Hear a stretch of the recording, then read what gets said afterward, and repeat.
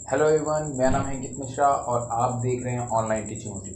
Online teaching OT के इस video segment में आज हम लोग बात करने वाले हैं मेरिस्टम के बारे में। और मेरिस्टम के बारे में तो बात होगी ही, साथ में मैं आपको बता दूं कि आज हम लोग मेरिस्टम में स्पेशली एपिकल मेरिस्टम के बारे में जानेंगे। यहाँ से CSIR में एक बहुत ही इंपॉर्टेंट क्वेश्चन आता है कि किस तरीके से एपिकल मेरिस्टम के अंदर ग्रोथ जो होती है वो रेगुलेट होती है, कौन कौन से फैक्टर जो हैं वो उसके लिए काम करते हैं। और यहाँ पे कुछ बेसिक्स ऐसे जीन हैं जिनके बारे में आपको बताना बेहद ज़रूरी है।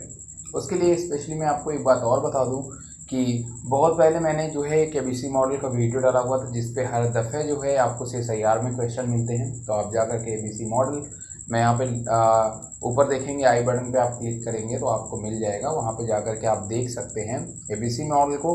और ABC मॉडल बहुत इंपॉर्टेंट क्वेश्चन होता है, यहाँ से बेसिकली हमारे तकरीबन एक सवाल तो आपसे पूछे ही जाते हैं। अगर हम बात करें दोस्तों मेरिस्टम के बारे में, तो मेरिस्टम हमारी बहुत ही ज़्यादा इम्पॉर्टेंट टिश्यू हो जाती है, क्योंकि ये टिश्यू जो होती है इसके अंदर डिवीज़न की बहुत ही ज़्यादा कैपेबिलिटी होती है। मतलब कि ये हमारी डिफरेंशिएटेड और अनडिफरेंशिएटेड दोनों तरह की सेल के अंतर्गत आती हैं। अगर मैं बात करूँ मेरिस्टेमेटिक टिश्यू की, तो जो ये सबसे ज़्यादा स्पेशली जानी जाती हैं वो जानी जाती हैं अपने डिवीज़न को लेकर के, क्योंकि इनके अंदर हमें बहुत ही एक्सट्रीम डिवीज़न दिखाई देता है। साथ में ये फेमस होती हैं हमारे डिफरेंट तरह के जो भी प्लांट के जो भी ऑर्गन्स हैं उनको बनाने के लिए, जैसे कि हमारी लीफ, फ्लावर, ठीक है, और सूट। तो जितने भी हमारे इस तरीके की चीज़ें हैं उनको बनाने के लिए जो है वो हमारे मेरिस्टम जो है वो फंक्शन करते हैं। जैसा कि आप सभी जानते हो कि जो मेरिस्टेमेटिक सेल्स होती हैं वो बेसिकली ऐसी जगह पे पाई जाती हैं जो बिल्कुल अभी न्यूली सिंथेसाइज हुए हैं, नए नए बने हैं। और वो पोर्शन जो होता है वो होता है प्लांट का जो एपिकल पोर्शन होता है वो। तो इस तरीके से जो मेरिस्टेमेटिक टिश्यू है उनको कई कैटेगरीज में बांटा गया है। अगर मैं बात करूँ तो इनको डिवाइड किया गया है बेसिकली दो चीज़ के बेसिस पे। एक हमारे ऑरिजिन के बेसिस पे भी डिवाइड किया गया है और दूसरी तरफ हमारे पोजीशन के बेसिस पे भी डिवाइड किया गया है। तो चूंकि इस वीडियो में हम लोग बात करने वाले हैं एपिकल मेरिस्टम के बारे में, तो एपिकल मेरिस्टम जो होता है वो हमारा बेसिकली आता है पोजीशन के बेसिस पे। ऐसी मेरिस्टेमेटिक सेल जो प्लांट के चाहे फिर वो रूट का हो, चाहे वो स्टेम का हो, या फिर अगर वो स्टेम के टिप पे है तो उसको हम लोग जनरली बोल देते हैं सूट एपिकल मेरिस्टम। मतलब कि वो हमारा एपिकल पे होता है, इसलिए हम इसको एपिकल मेरिस्टम कहते हैं। और ऐसी चीज़ें जो हमारे अगल बगल होती हैं या फिर एपिकल मेरिस्टम के नीचे होती हैं उनको हम कहते हैं इंटरकैलरी, और सबसे नीचे जो होती हैं उसको हम लोग बेसिकली कहते हैं लैटरल। तो बेसिकली हमारी जो एपिकल मेरिस्टम हमारी जो मेरिस्टम होती है उसे हमने बेसिकली 3 कैटेगरीज में डिवाइड किया है पोजीशन के बेसिस पे। कौन कौन सी? एपिकल जो कि सबसे ऊपर पोर्शन पे पाई जाने वाली मेरिस्टेमेटिक टिश्यू होंगी, इंटरकैलरी जो कि एपिकल मेरिस्टम के नीचे होंगी, ठीक है ना, अगल बगल जस्ट स्टेम जहाँ पे होता है आपका उस पोर्शन में, और लैटरल मतलब जो हमारी सबसे नीचे की टिश्यू होंगी वो होंगी। अब चूंकि इस वीडियो में मैं आपसे ना तो इंटरकैलरी की बात करूंगा ना तो मैं यहाँ पे आपसे लैटरल की बात करूंगा, यहाँ पे मैं आपसे बात करूंगा केवल और केवल एपिकल मेरिस्टम के बारे में। एपिकल मेरिस्टम एक बहुत ही इंपॉर्टेंट टिश्यू होती है, क्योंकि उसके पीछे का रीज़न होता है एपिकल मेरिस्टम में। एपिकल मेरिस्टम की टिश्यू के अंदर हमें कई क्वालिटीज़ देखने को मिलती है, जैसे कि सबसे पहले जो इसकी क्वालिटी होती है वो होती है लीफ को बनाना, लीफ प्राइमोर्डिया को बनाना। Primordia is what? That's a initiative cells, ठीक है ना। तो लीफ को बनाना, फ्लावर्स को बनाना, ठीक है, इस तरीके की चीज़ों का जो डेवलपमेंट होता है वो बेसिकली हमारा किसके थ्रू होता है? वो हमारा प्राइमोर्डिया के थ्रू होता है, या फिर वो हमारा कहाँ पे होता है? एपिकल मेरिस्टम में होता है। जैसा कि आपने अगर कभी ऑक्सिन के बारे में पढ़ा होगा तो वहाँ पे हमारा जो ऑक्सिन होता है वो बहुत ही मेजर रोल प्ले करता है। मैं आपको ABC मॉडल देखने के लिए इसलिए कह रहा हूँ क्योंकि जब आप ABC मॉडल देखोगे तो आपको पता चलेगा कि सूट एपिकल जो मेरिस्टम होती है, फिर जो एपिकल मेरिस्टम होता है, वहाँ पे बहुत सारे ऐसे मॉडिफिकेशंस होते हैं। बहुत सारे मॉडिफिकेशन से वहाँ पे हमारी जो होती है ये लीफ बनती हैं, फ्लावर्स बनते हैं, ओवरीज बनती हैं, ठीक है। तो वो कहाँ पे बनता है? वही हमारे जो एपिकल मेरिस्टम्स होते हैं। क्योंकि ये सेल जो होती है ना, मैंने आपको इसमें 2 टर्म बताया कि जो हमारी मेरिस्टम होती है उनके अंदर हमें अनडिफरेंशिएटेड और डिफरेंशिएटेड दोनों तरह का नेचर देखने को मिलता है। अनडिफरेंशिएटेड का मतलब ये होता है कि यहाँ पे हमें डिवीजन की बहुत ज़्यादा क्षमता देखने को मिलती है, लेकिन अनडिफरेंशिएटेड अगर कोई सेल है तो वो केवल डिवीजन करती है, लेकिन उसके अंदर किसी भी तरीके का ऑर्गन वो बनाने की कैपेबिलिटी अभी नहीं रखती है। लेकिन डिफरेंशिएटेड जो सेल होती है उसके अंदर बहरहाल के लिए डिवीजन जो होता है वो बंद हो जाता है, और वहाँ पे अब सेल डिसाइड करती है कि उसे कौन सा ऑर्गन बनाना है। दोस्तों एक चीज़ आप लोग ध्यान रखिएगा कि जो हमारी यहाँ पे मैं एपिकल मेरिस्टेम की बात आपसे कर रहा हूँ वो भी कुछ हमारा इसी तरीके से काम करता है। एपिकल मेरिस्टेम में हमारे बेसिकली कई ऐसी सेल्स पाई जाती हैं जो कि पूरा का पूरा एक स्ट्रक्चर ही बिल्ड करती हैं। और आपको पता है कि ऐसी सेल जो पूरा एक स्ट्रक्चर, पूरा एक अलग से कोई एक ऑर्गन बनाने का काम करती हैं, ऐसी सेल को हम लोग बेसिकली स्टेम सेल कहते हैं। तो यहाँ पे भी हमें स्टेम सेल जो है वो देखने को मिलता है। और स्टेम सेल यहाँ पे हमें कई लेयर्स में, चाहे फिर वो L1 हो, चाहे फिर वो लेयर 1 हो जो कि एपिडर्मिस बनाएगी, फिर वो चाहे L2 हो जो कि उसके नीचे का पार्ट बनाएगी, चाहे फिर वो L3 हो जो सेंट्रल जोन बनाएगी, इन सारी जगहों पे हमें स्टेम सेल देखने को मिलता है जिसका काम अलग अलग तरीके की चीज़ों का डेवलपमेंट, जैसे कि जो L1 वाली स्टेम सेल है वो एपिडर्मिस को मेंटेन करने का काम करेगी, एपिडर्मिस को बनाएगी। तो इस तरीके से वहाँ पे बेसिकली बहुत सारी स्टेम सेल्स भी काम करती जो कि ज़रूरत पड़ने पे तरह तरह से ऑर्गन बनाने का काम जो है वो हमारी करती हैं। अगर मैं बात करूँ एपिकल मेरिस्टेम में, तो एपिकल मेरिस्टेम को हमने बेसिकली दो कैटेगरीज में डिवाइड किया है, shoot apical meristem and root apical meristem. आज का जो हमारा टॉपिक है वो बेसिकली है सूट एपिकल मेरिस्टेम। ये एक बहुत ही इंपॉर्टेंट टॉपिक है। रीज़न ये है सूट एपिकल मेरिस्टेम को जानने का क्योंकि यहाँ पे हमारे बहुत सारे से जीन काम करते हैं जो कि बहुत सारे फंक्शंस को जो है वो ऑपरेट करते हैं सूट एपिकल मेरिस्टेम में, और जिससे कि हमारी जो सेल डिवीज़न है, डिफ्रेंशिएशन है, अनडिफ्रेंशिएशन है, वो कहीं ना कहीं प्रभावित होती हैं। तो इस वीडियो में हम उसी जीन के बारे में बात करेंगे, साथ में आपसे बात करेंगे मेरिस्टेम के डिफरेंट रीज़न के बारे में, जो कि आपको हम एक स्लाइड के माध्यम से दिखाएंगे। और साथ में इस चीज़ को ध्यान में रखिएगा कि पूरा वीडियो देखोगे तो CSIR के क्वेश्चन से लास्ट में आप उसको भी सॉल्व कर लोगे। ठीक है, तो चलिए शुरू करते हैं उस इंपॉर्टेंट जीन के बारे में। जो जीन है उनका नाम है, जिन जीन के बारे में हमें बताना है वो जीन है हमारे, सबसे पहले STM के बारे में आपको जानना है, फिर उसके बाद में शॉर्ट में नाम बोल रहा हूँ, लॉन्ग आपको बगल में दिखाई दे रहा होगा। STM के बारे में आपको मैं बताऊंगा, उसके बाद मैं आपसे बात करूंगा वुश जीन के बारे में, और फिर उसके बाद बात करेंगे हम लोग CLV जीन के बारे में। CLV जीन के कई टाइप्स हैं, CLV1, CLV2 एंड CLV3। मैं आपको बताऊंगा कि किस तरीके से ये जीन एक दूसरे के लिए काम करते हैं और किस किस तरीके के फंक्शंस को ऑपरेट करते हैं, कौन सेल डिफ्रेंशिएशन को बढ़ाता है, कौन सेल डिफ्रेंशिएशन को घटाता है, कौन जीन किसको एक्टिवेट करने में मदद करता है, कौन रिसेप्टर होता है, कौन लिगेंड होता है। ये सारी चीज़ें अब हम लोग इस स्लाइड के माध्यम से जानेंगे, और उसके बाद आने वाले जो CSIR के क्वेश्चन है उसको आप बहुत ही सिंपली से सॉल्व कर सकोगे। तो चलो शुरू करते हैं अपने स्लाइड को। Thank you very much. जैसा कि हम लोग यहाँ पे देख रहे हैं कि हमारे सामने यहाँ पे बेसिकली एक एपिकल मेरिस्टेम का रीजन है, और एपिकल मेरिस्टेम जो होता है उस रीजन में सूट एपिकल मेरिस्टेम का रीजन है। और इस रीजन में हमें बेसिकली कुछ जो 3 जीन के मैंने नाम बताएं, उन्हीं 3 जीन के बारे में हमें ध्यान देना है, क्योंकि इन्हीं 3 जीन से जो है वो हमारे क्वेश्चन निकल करके आएंगे।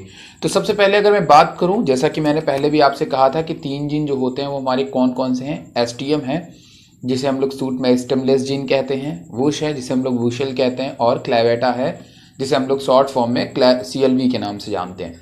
क्लेवेटा जो है वो कई टाइप्स के होते हैं, जैसे कि यहाँ पे आप देख रहे हो CLV1, CLV2, CLV3। तो ये डिफरेंट टाइप्स के हमारे जो क्लेवेटा होते हैं वो होते हैं।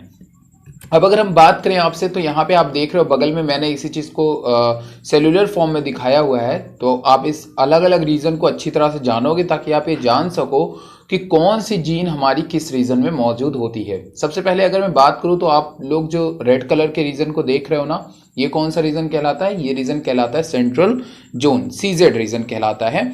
और यहाँ पे हमारी स्टेम सेल जो होती हैं वो हमारी बेसिकली मौजूद होती हैं, और ये एपिडर्मिस वगैरह बनाने का काम करती हैं। साथ में जब इनमें डिफ्रेंशिएशन होता है तो कई और पार्ट्स भी बनाने का काम ये बेसिकली हमारे करते हैं सेंट्रल जोन की जो सेल्स होती हैं वो। उसके बाद यहाँ पे हमें जो आपका पिंक रीजन दिखाई दे रहा है, ये बेसिकली क्या है? Overlap of central zone and organising centre. ठीक है ना, ये बिल्कुल हमारे ऑर्गेनाइजिंग सेंटर के ऊपर की तरफ मौजूद होती हैं। और उसके बाद जो ब्लू कलर का आप देख रहे हो, ये ब्लू कलर की कौन सी सेल होती हैं? ये हमारा ऑर्गेनाइजिंग सेंटर होता है, जहां पे हमारी वुशल जो हमारी जीन होती है वो हमारी बेसिकली मौजूद होती है। तो जो WUS होती है वुश, वो बेसिकली हमारी कहाँ मौजूद होती है? ऑर्गेनाइजिंग सेंटर में। तो इस बात को भी आप अच्छी तरह से ध्यान में रखेंगे।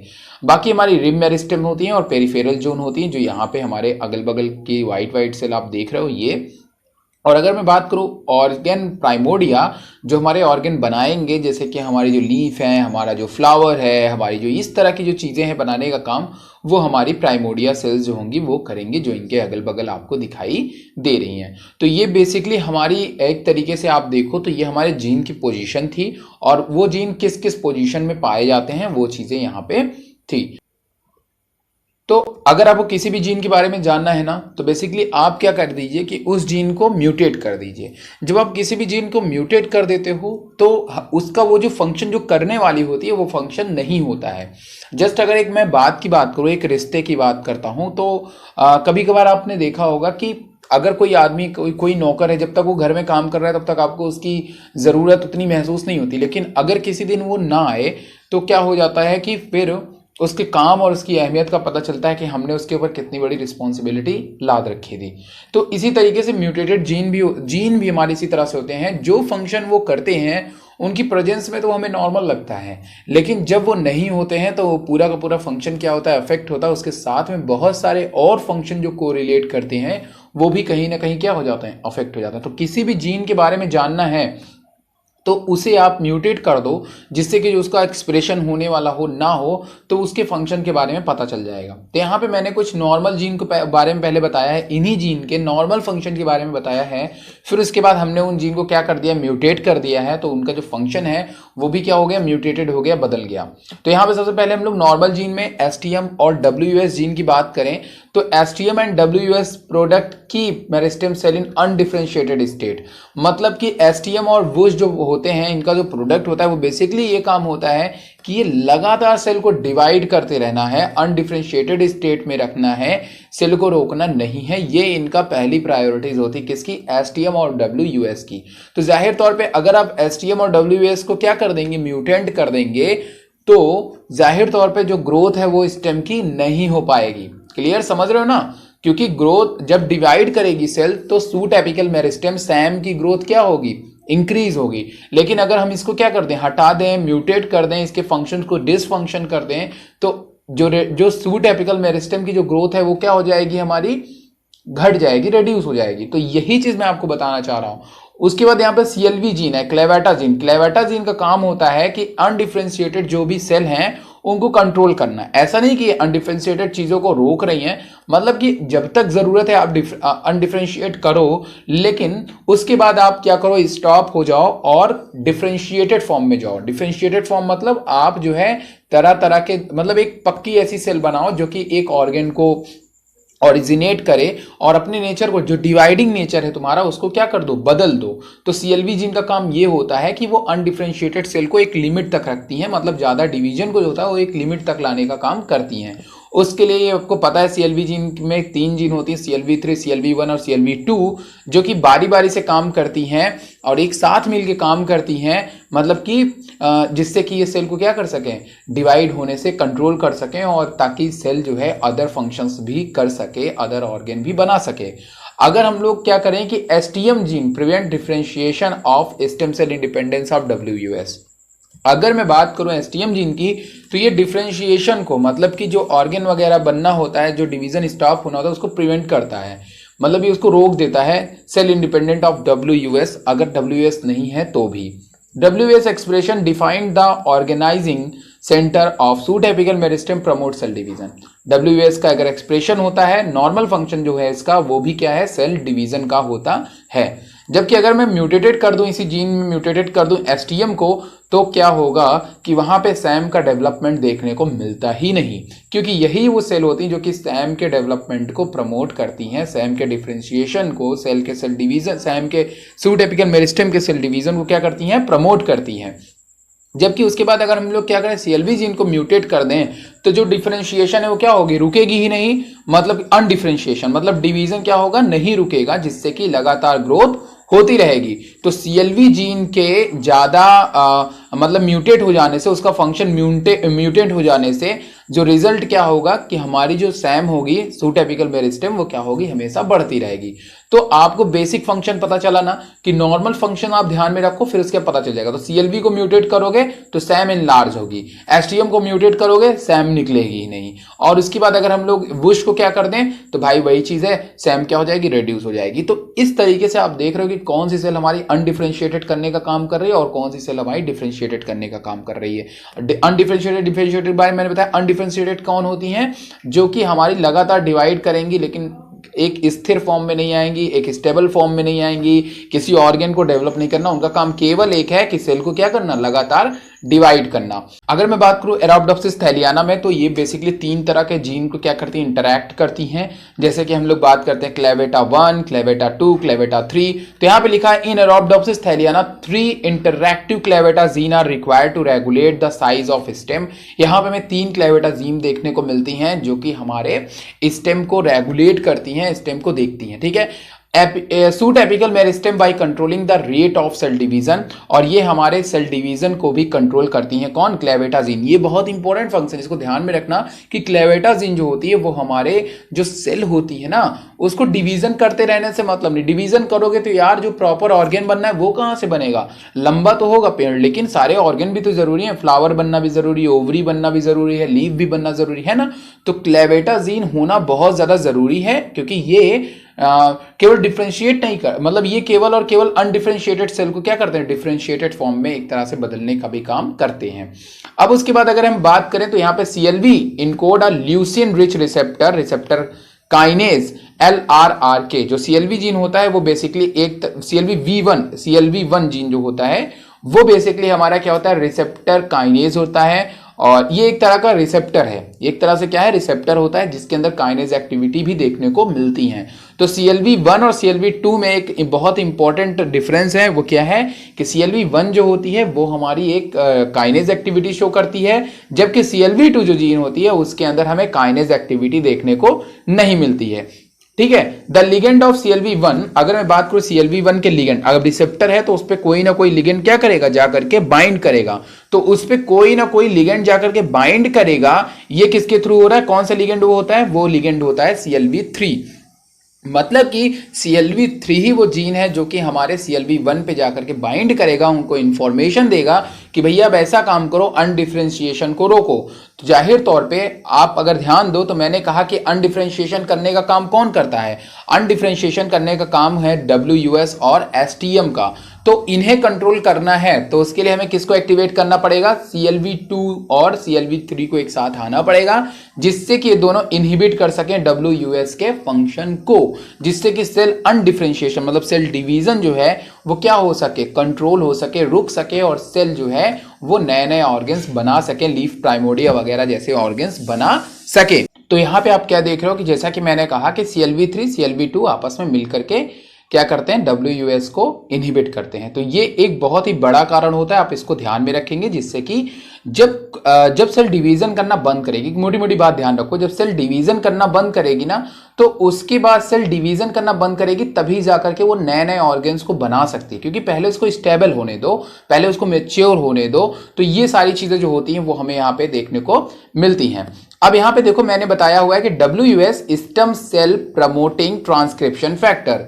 जो WUS होता है वो बेसिकली क्या करते हैं, स्टेम सेल को प्रमोट करते हैं, और स्टेम सेल को प्रमोट करने के लिए ट्रांसक्रिप्शन फैक्टर की तरह काम करते हैं, ठीक है ना। अगर वहीं CLV3 की बात करूं तो डिफरेंशिएट प्रमोटिंग पेप्टाइड्स, ये क्या करती हैं, ये डिफरेंशिएशन को प्रमोट करने वाले पेप्टाइड बनाने का काम करती है। डिफरेंशिएशन बहुत इंपॉर्टेंट है, मतलब डिवीजन को रोक करके किसका काम करेंगे, डिफरेंशिएशन को प्रमोट करने वाले पेप्टाइड बनाने का काम करेंगी। कौन, CLV3 protein synthesis and move to L3 layer. अब अगर मैं बात आपको बता दूं तो यहां पे आप सबसे पहले इतनी बातें ध्यान में रखेंगे कि यहां पे जो L3 लेयर आप देखने को मिल रहा है ये क्या चीज होती है, ऊपर की जो लेयर होती है वहां यहां तक की लेयर वो हमारी L1 होती है, फिर L2 होती है, और सबसे अंदर की जो लेयर होती है जहां पे वुश ये हमारी L3 लेयर होती है।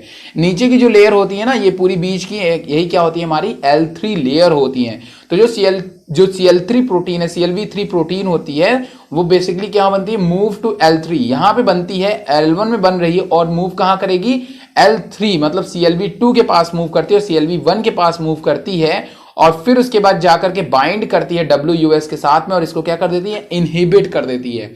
मतलब ये CLV3 प्रोटीन है वो कहां बन रही है, ऊपर की तरफ जहां पे हमारा लेयर 1 होता है, L1 होता है, वहां बन रही है और सिंथेसिस होकर के कहां आ रही है, L3 के पास में आ रही है, लेयर 3 में आ रही है जहां पे CLV2 होता है और वहां पे आकर के बाइंड कर रही है CLV2 के साथ में, क्योंकि CLV3 क्या है, हमारा एक लिगेंड है और जो CLV2 है मतलब ये एक प्रोटीन पेप्टाइड बनाएगा ना, तो वो पेप्टाइड एक तरह का लिगेंड है, वो जाके बाइंड करेगा CLV2 पे।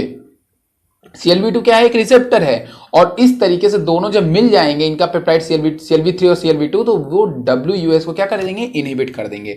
इसको इनहिबिट करते ही आपको पता है, अभी आपने देखा, अगर हम WUS को इनहिबिट कर देंगे तो जाहिर तौर पे जो अनडिफरेंशिएट जो डिवीजन है वो क्या हो जाएगी, रुक जाएगी और डिफरेंशिएशन प्रमोट हो जाएगा। तो इस चीज को हम हमेशा ध्यान में रखेंगे। अब यहां पे मैंने क्या किया है कि सारे जो हमारे जीन हैं और इन सारे जीन को हमने क्या किया है कि आपको दिखाया कि अगर हम इन्हें म्यूटेट कर देते हैं या म्यूटेट कर देते हैं तो फिर क्या प्रभाव पड़ता है। तो यहां पे हमने जितने भी रेड कलर का आप सिंबल देखोगे ये क्या है, म्यूटेटेड फॉर्म है। क्या है, म्यूटेटेड फॉर्म है, जो आपको ध्यान में रखना है। जैसे CLV1 को अगर हम म्यूटेट करते हैं तो आप इतनी बात ध्यान रखो, अगर हम लोग CLV1 को म्यूटेट करते हैं तो जो सैम की साइज है, सूट एपिकल मेरिस्टेम की साइज है, वो क्या हो जाएगी, बढ़ जाएगी, क्योंकि CLV1 क्या है, हमारा इनहिबिट करता है CLV3 के साथ में मिलकर के किसको, वुश को। वुश क्या काम करता है कि सेल डिफरेंशिएशन करता है, वो सॉरी सेल को डिवाइड करता है। क्या करता है, सेल को डिवाइड करता है। कौन, वुश, वुशेल। तो जाहिर तौर पे जब वो वुशेल जो होगा वो अगर इनहिबिट मतलब नहीं रुकेगा, मतलब उसको इनहिबिट करने का काम कौन कर रहा है, CLV1 कर रहा था ना। अगर CLV1 म्यूटेट कर दो तो वो इनहिबिट नहीं होगा और वो इनहिबिट नहीं होगा तो लगातार डिवाइड करता रहेगा और जब लगातार डिवाइड करेगा तो सैम की साइज बढ़ेगी, तो बिग सैम। CLV2 का सेम साइज चीज है, अगर यहां पे भी CLV3 नहीं बाइंड करेगा तो वुश जो है वो इनहिबिट नहीं होगा और वुश इनहिबिट नहीं होगा तो वो डिवीजन करता रहेगा, जिससे सैम की साइज क्या हो जाएगी, बढ़ जाएगी। तीसरी केस में आपको WUS को ही इनहिबिट कर देगा तो जाहिर तौर पे सेल डिवाइड नहीं करेगा, सेल डिवाइड नहीं करेगा तो जो सूट एपिकल मेरिस्टेम उसकी साइज क्या हो जाएगी, घट जाएगी। अगर हम लोग CLV1 और वुश दोनों को इनहिबिट कर दें तब भी सैम की साइज क्या हो जाएगी, घट जाएगी, क्योंकि CLV3 तो है ना, वो क्या करेगी, वो डिफरेंशिएशन होगा नहीं, क्योंकि डिफरेंशिएशन करने का काम किसका है, WUS का है, वुश का है। लेकिन अब यहां पे हमने इसको क्या कर दिया, इनहिबिट कर दिया, तो जाहिर तौर पे जो सैम की साइज है वो क्या होगी, स्मॉल होगी। CLV1 को हमने बता दिया। हाई CLV3, अगर हम लोग हाई कंसंट्रेशन देते हैं CLV3 का और नॉर्मल फंक्शन अगर हम लोग हाई CLV3 देंगे तब भी CLV3 का काम एक ही है भैया, जो हमारा स्मॉल रखना, सैम की साइज को क्या करना है, स्मॉल रखना, वो काम ये अपना नॉर्मली करेगी। तो CLV3 को अगर आप हाई दो या लो दो उससे कोई भी फर्क नहीं पड़ता है। हाई CLV3 अगर आप देते हो और इनहिबिट कर दो CLV1 को तो भी वो इनहिबिट फेल हो जाएगा, वो वुश को इनहिबिट नहीं कर पाए, क्योंकि CLV3 तभी काम करेगा जब CLV1 काम करेगा। तो भाई जाहिर तो जब CLV1 आप इनहिबिट कर दोगे, वो एक रिसेप्टर है ना, तो CLV3 जाकर के बाइंड कहां करेगी, कहीं नहीं बाइंड करेगी, और जब वो बाइंड नहीं करेगी तो अपना जो एक्शन है वो कहां दिखाएगी। तो इस तरीके से भी बिग सैम जो होता है वो हमें दिखाई देता है, क्योंकि वुश जो है वो इनहिबिट नहीं होगा। अगर दूसरी तरफ मैं बताऊं हाई वुश, अगर मैं हाई वुश कर दूं, वुश का कंसेंट्रेशन बढ़ा दूं वुश जीन को, तो ओवर पॉलिफरेशन जो हमारी सेल है वो लगातार डिवाइड करती रहेंगी। ये था हमारा आज का बहुत इंपॉर्टेंट टॉपिक और इसी के बेसिस पे आप क्वेश्चंस को सॉल्व कर सकते हो।